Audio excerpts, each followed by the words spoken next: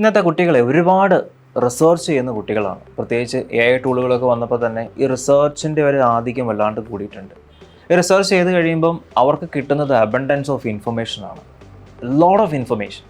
ഈ ഇൻഫർമേഷൻ ഇങ്ങനെ ഓവർവെൽമിങ് ആയിട്ട് ദേ ആർ ഗെറ്റിംഗ് കൺഫ്യൂസ്ഡ്. അവർക്ക് ക്ലാരിറ്റി ഇല്ല.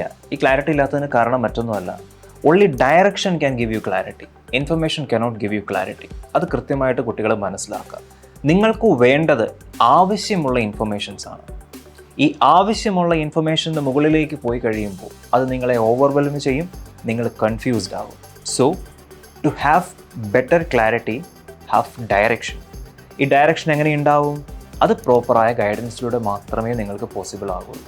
അതുകൊണ്ട് ഇന്നത്തെ കുട്ടികളോട് എനിക്ക് പറയാനുള്ളത്, do research but get right information to get into the right direction.